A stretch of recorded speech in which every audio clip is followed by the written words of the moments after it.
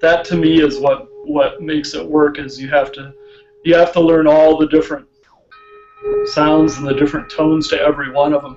Right. They used to say that when you got a metal bowl, because they didn't have quartz ones back then, that you had to live with it and play it for like a year before you ever took it out in front of anybody else. Right. Because it takes you that long to learn like just the beginnings of some of the stuff that's in them all.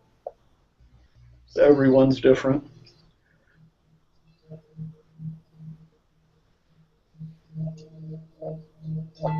This one has a really nice like sound to it.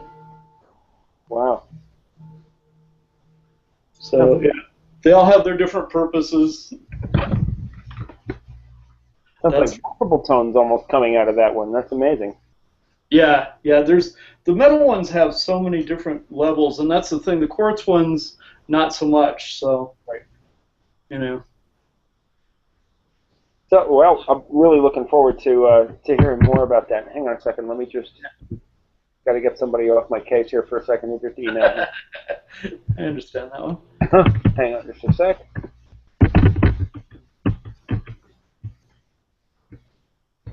And done. Okay, good.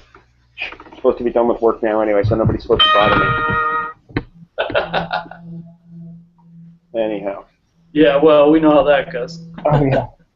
So do I have the time zone right? You guys are like 1:40 in the afternoon right now? We're at 2:40 right now. 2:40 right now. Okay, because you never always get confused because Arizona doesn't do daylight savings time.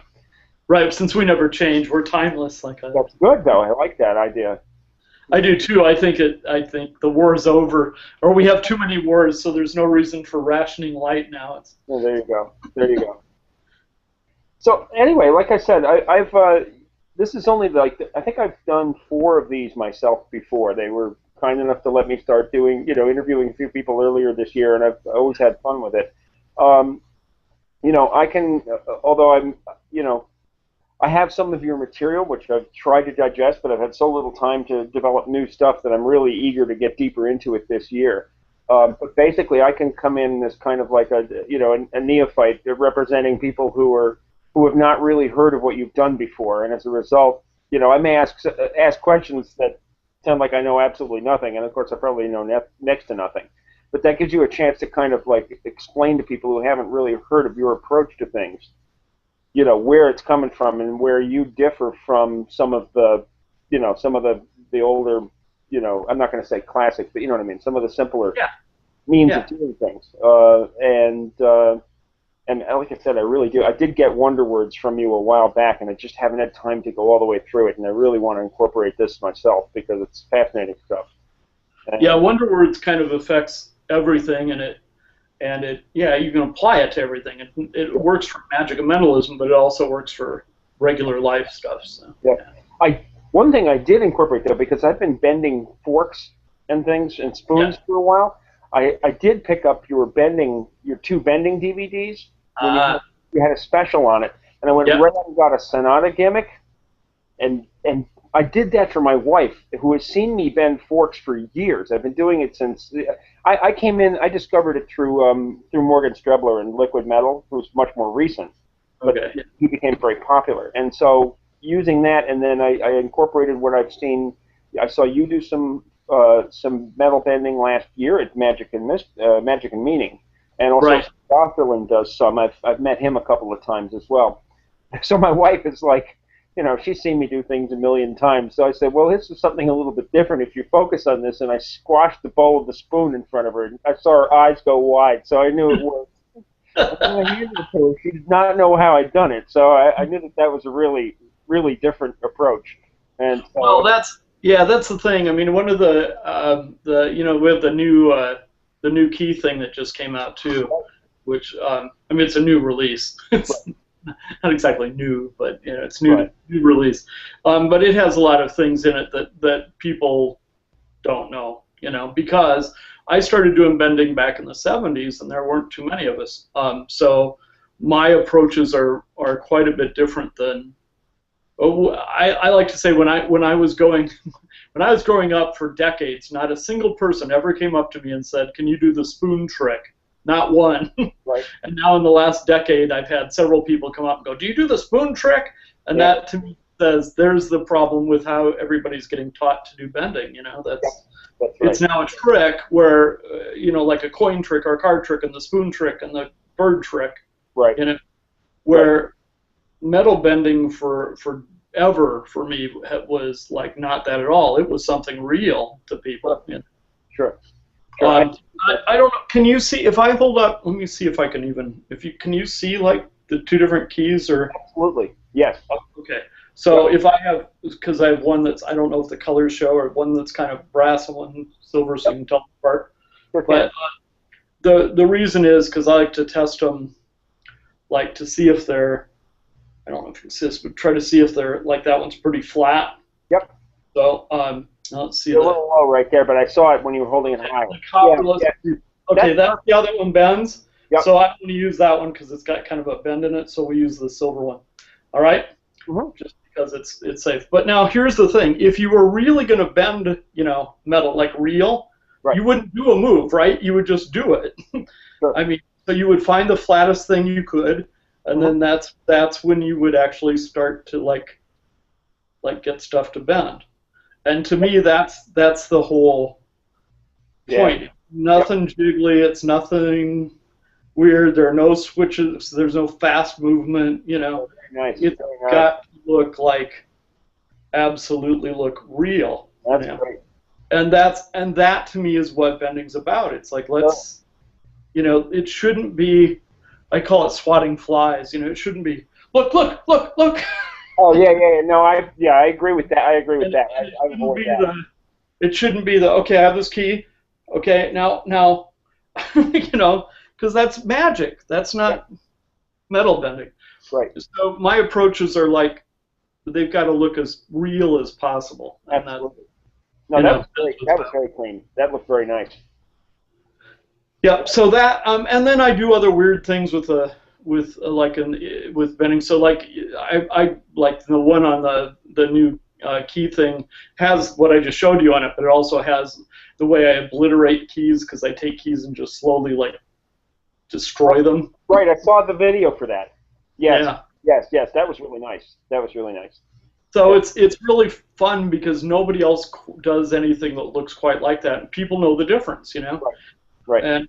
And I always say to people, I like to say to real audiences, I say, okay, you've probably seen other people do things like this when they fake it. It looks a lot different. Look, watch how I do it, and then next time you see somebody else, you'll know the difference. And they always go, yeah, those other guys are fake. Would you like to do a little of that tomorrow for people? I might do that one tomorrow if we can do it. Yeah. That'd be fine. I would love to touch base on that because again, I think people associate you with the power of language and words, but they often forget that you do the metal bending, and people do love that. It's I consider myself lucky. Where I live here in the Northeast. I'm really only about 45 minutes away from New York City, but people have seen nothing here. I mean, when I show people stuff, they've never seen anyone do anything live before, whether it's magic or mentalism or metal bending, telekinesis. They've never seen anything live, so I get tremendous responses. And I actually just, not to go into my story, but I really started out with getting back into this only a few years ago when I began doing an annual thing for my own company's annual Christmas dinner. And I discovered how powerful it was working in front of audiences instead of my kids' friends at a birthday party, And then I gradually worked my way closer and closer toward doing, let's say, mental magic, and I noted how much more powerful it was. And there came a time when I pulled, I pulled the name of someone who I'd never met out of someone's mind, and I got a look of fear from the woman, and it was like it kind of hooked me. And it's like, I reassured her that. There's nothing to be afraid of in it. That it's just some people have a natural ability to bring a thought to me. And the more I did that, the more studying mental, became a thing for me. Last year when I went to Magic and Meaning was the first time I ever contacted other magicians. Anyway, and since then, I came back from it because everybody I was with there, including myself, encouraged me to go for it and do it. If I'm in, I'm not getting any younger. I'm going to be maybe retired in 6 or 7 years if I play my cards right. And my wife, of all people, said, "Do it. It's fun, and if you love it, why aren't you doing it already?" I came back and I booked more, I booked 6 performances since December, and one of them my first paid performance in more than 40 years. And I overflowed a crowd at a place that had room for 52, so you did it in 7. And I kept them going for 2.25 hours. And Nice. they were spellbound the whole time. And as I said, my background in the mentalism thing, I really came more out of discovering Richard Mossman and Bob Cassidy about 6 or 7 years ago. So it's more. I'm not going to say it's moves and props so much because they do great stuff. That's why I have yet to approach your kind of material and really integrate it fully. So that's part of my study plan here. But at any rate, so it's tremendously exciting, and Full Circle has been another thing which has gotten me meeting so many people that it's mind blowing. I became friends with people like Peter Turner online, and through him discovered another connection back to you. So mighty exciting. So anyway, enough about me. That's fun. That's a lot of what we do want to talk about tomorrow is the fact that people that are, whether you're a novice or not, may not be the issue so much to me as, people that are sincere and really want to do things well. Right. Those are the people that I'm going to be spending my time with in the near future. And everything else is like I've already written tons and have plenty of work for everybody else who just wants to learn some of the methods and kind of sort through them and enjoy some cool things and some psychology. But people that really want to take it to the next level or really care, more passionately about what they're learning, those are the people I'm going to be really focused on and from now on. So that's where. I'm very much looking forward to the future because of that. That when it comes to magic and mentalism, that focus is going to be with people who actually really want to work on in depth on the thing. So because I have conversations off and on with various people, and I realize they just don't really have any background. They don't know anything much in history. They don't really know. They get sold stuff all the time that are things. I won't mention names, but people, things that we all sold in magic shops when we were growing up as kids. Sure. They now market as their own idea. Oh yeah. And it's just like, yes. Well, they figure people are stupid now. They don't know any better, so they can get by with it. Right. And I'm sorry, but I think that's appalling. So I really always set off to do things that were groundbreaking and things that would change stuff for people. And you don't have to be an expert. What you have to do is care enough to want to do things better. That's all. And and that's why guys like Peter Turner and Luke Germain, all those, Fraser Parker and those guys are students. They are sincere people, and they knew that's what I was into, and they were able to get those principles and then take them and run, use them and and expand on them. So so people that are studying like Pete's work, every once in a while I'll get an email from somebody going, do you know this Peter Turner guy? He's really good. Do you do anything like that? And it's like, yeah, kind of. You'd think that if they were studying Peter, they would realize how often he cites you as his mentor. I know. But I know. He's really good about it, and so is Fraser and a couple other guys, Luca Volpe and stuff. But it's like if people just kind of go after the tricks, they miss the other thing, And one of the things I'm happy about Pete is finally getting it across to people who weren't listening to me at first about doing things where you have to be bold and kind of adjust and all that. Sure. He's getting people to think about it again. you know. So I'm real glad for that. But those are the kind of things I'd love to talk about tomorrow, and also like where we're headed. And like I say, one of the big things, I was shocked. I was in a business meeting a couple weeks ago, and there was a new guy that came along, was invited to come along for that night because he knows what he's doing.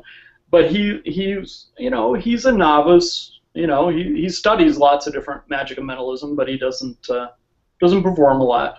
But he was some mutual friends, so he came along to this business meeting, and he said, Kenton, he goes, I got to tell you, I go to the Magic Cafe all the time. I hang out there. I have friends that hang out there.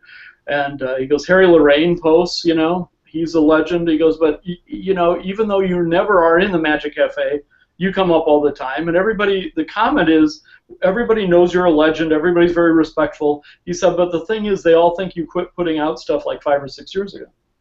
Right.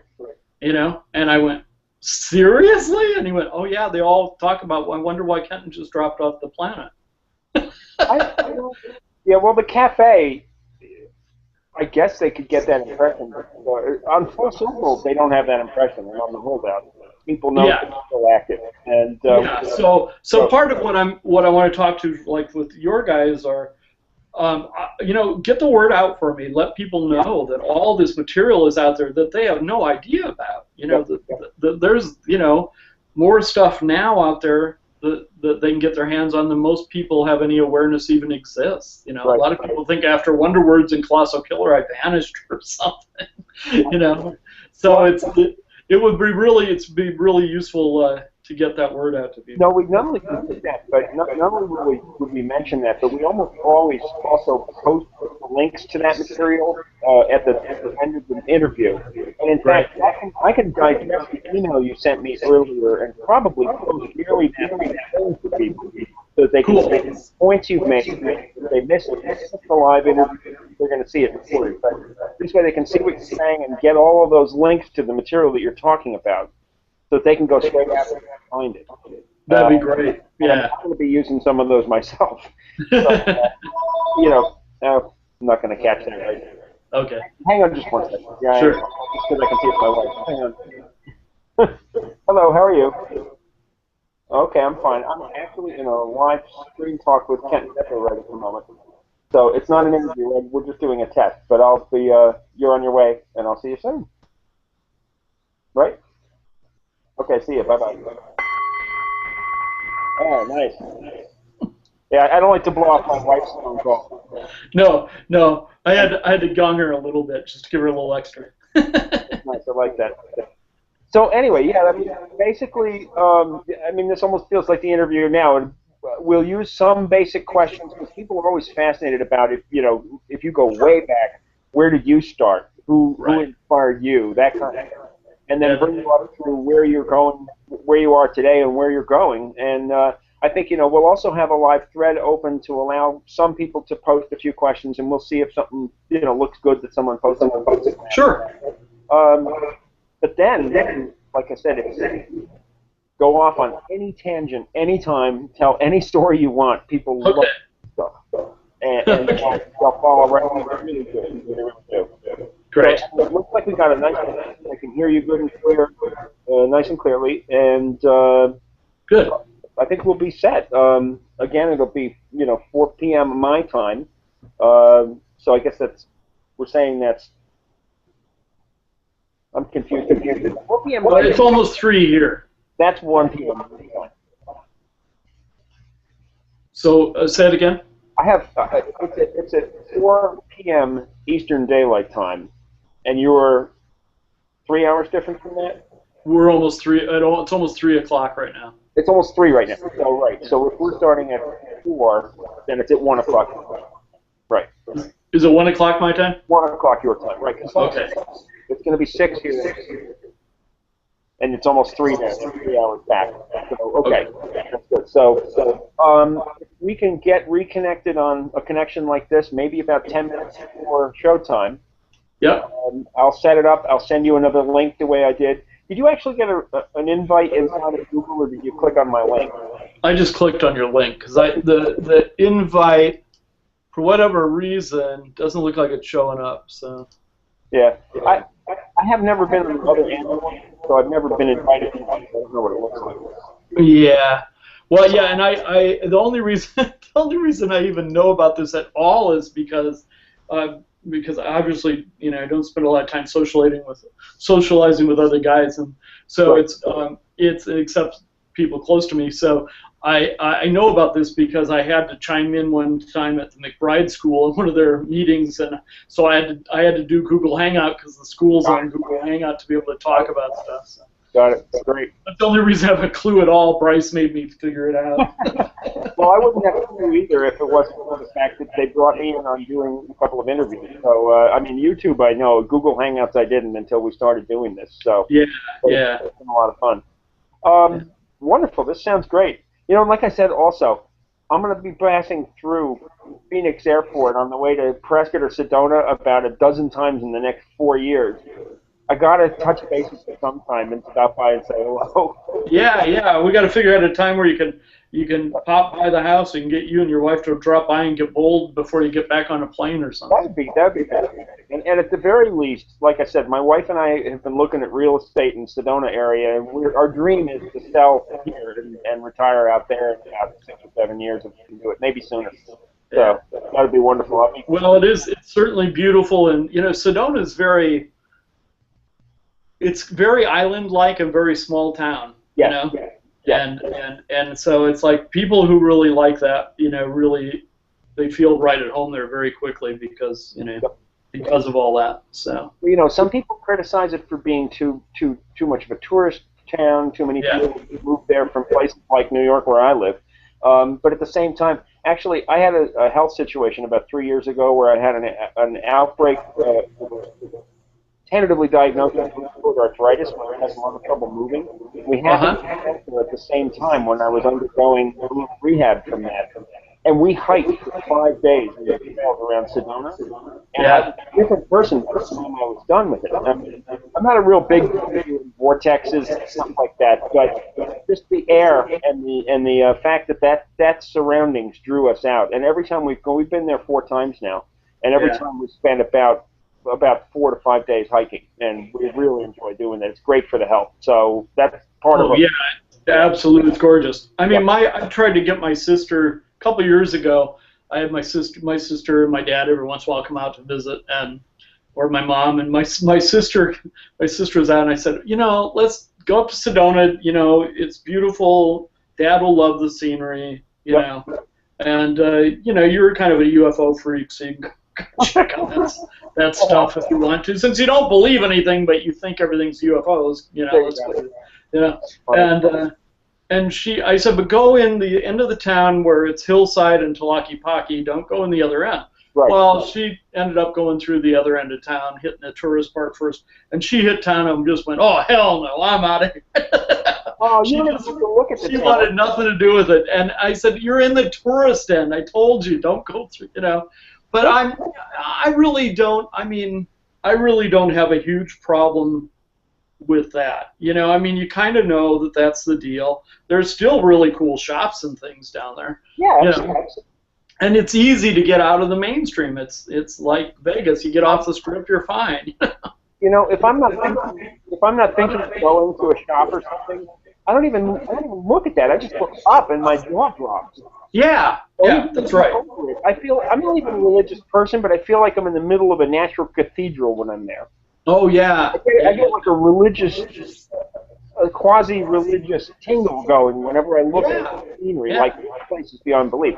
I live in a part of the country which is beautiful in its own right. I'm only a few hours from the Adirondack Park in northern state, and from Lake Champlain where we vacation, and Vermont. They're all beautiful places. Sure. I've grown up around green tree-covered hills and heavy vegetation. I've had it with the humidity. Yeah. So I get out there, and it's like, we came to Phoenix in February last year, and it was 85 degrees. Yeah. We stepped out and said, okay, it's going to feel hot because we came from a place where it was 15 degrees. And I stepped out, and I'm like, it's not 85 here. It can't be 85. It's 75. It's because it's so. Yeah, my parents laugh. I go, it's not even. I said it's like 98. It's cool. You know, it's. I said not like cold or anything. I just mean it's not horrible hot when it's 98. And they went, "You got to be kidding!" And I said, "No, because we don't have the humidity, and No, I can turn on the air partway through the day. Yep. It's crazy." And there is a little more humidity up in Sedona, but it's still enough that it's still much better weather, generally speaking. And the only thing Sedona is it has a lot of wind. Yeah. Got a lot of wind. And when I play bowls, I often kick up a lot of wind. So it's like when I'm there and outside, boy, oh boy. That's funny. That's funny.